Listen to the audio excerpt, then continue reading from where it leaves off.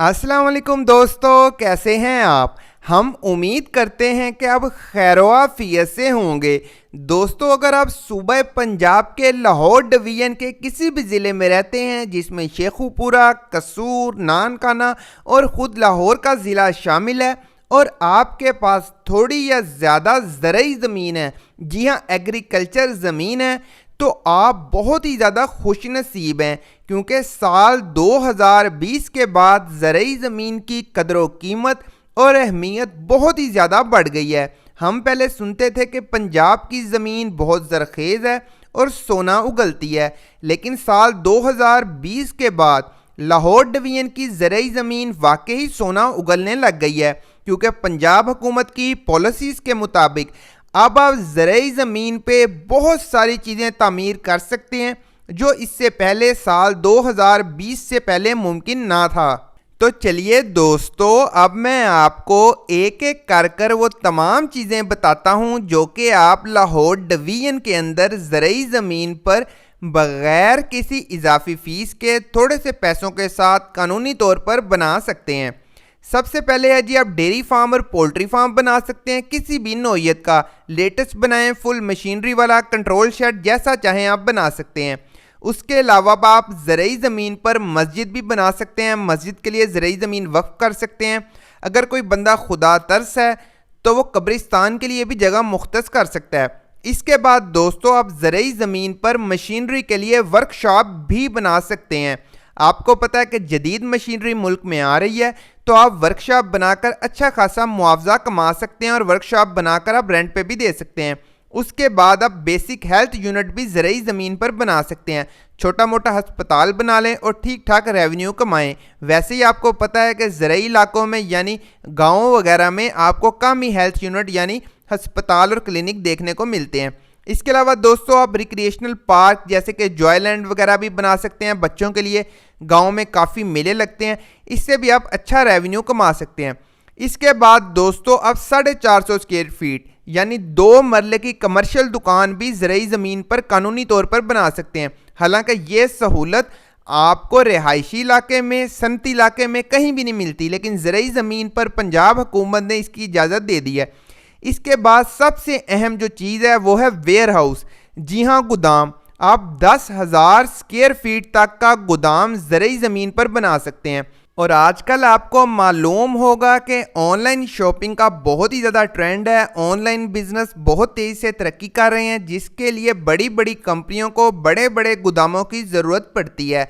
तो शहर में तो गोदाम बहुत महंगे हैं, तो इन ज़रई ज़मीन पे गोदाम बनाकर आप कंपनियों को रेंट आउट कर सकते हैं और ठीक ठाक किराया ले सकते हैं। तो दोस्तों, ये तो वो चीज़ें थी जो बिल्कुल मुफ्त हैं। इनकी थोड़ी सी फ़ीस होती है जो कि सरकारी फ़ीस है।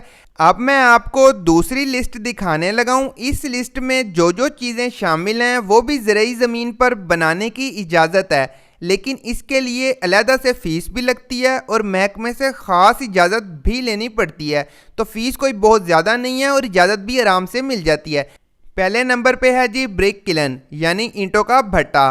आप ज़रई ज़मीन पर जितना बड़ा मर्जी चाहें ईंटों का भट्टा बना लें और ठीक ठाक पैसे कमाएं। इसके अलावा आपको पता है कि गांव में भैंसें वगैरह होती हैं, उसके लिए आप मिल्क प्रोसेसिंग के लिए किसी भी किस्म की फैक्ट्री लगा सकते हैं।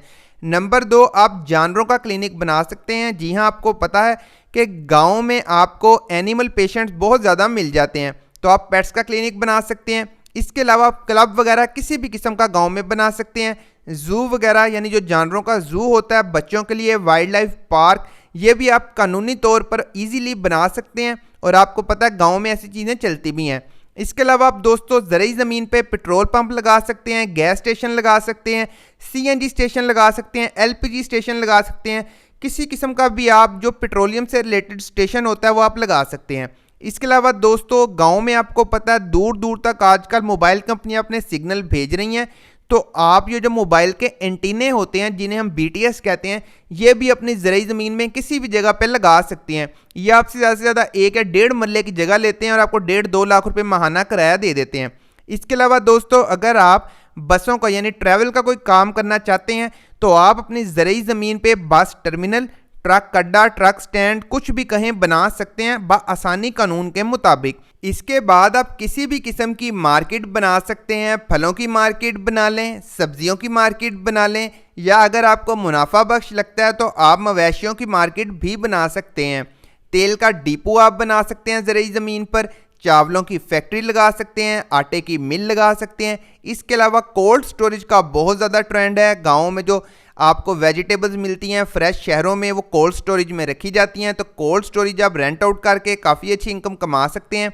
इसके अलावा दोस्तों किसी भी किस्म का आप club, resort, recreational, farm house, जो आपका जी चाहता है आप ज़रूरी ज़मीन पर आसानी से बना सकते हैं। सबसे आखिर में है जी पावर प्लांट। आपको पता है कि मुल्क में बिजली का कितना ज़्यादा मसला है, तो अगर आपके पास अच्छा सरमाया है तो आप अपनी ज़रूरी ज़मीन पर पावर प्लांट लगाकर अपने इर्द गिर्द के इलाके को और वापडा को भी बिजली बेच सकते हैं।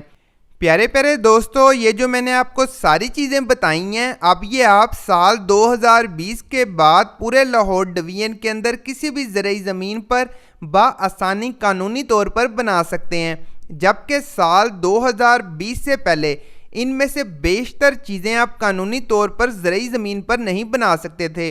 अभी पंजाब हुकूमत ने ये इजाज़त सिर्फ लाहौर डिवीज़न में दी है।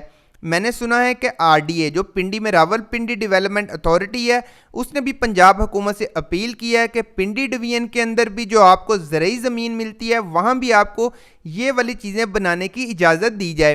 तो दोस्तों, अगर आपको आज की वीडियो पसंद आई हो तो आपने इसे लाइक भी करना है और चैनल को सब्सक्राइब भी कर लेना है। अपना आपने बहुत सारा ख्याल रखना है और मुझे दुआओं में याद रखना है। वीडियो देखने का बहुत बहुत शुक्रिया।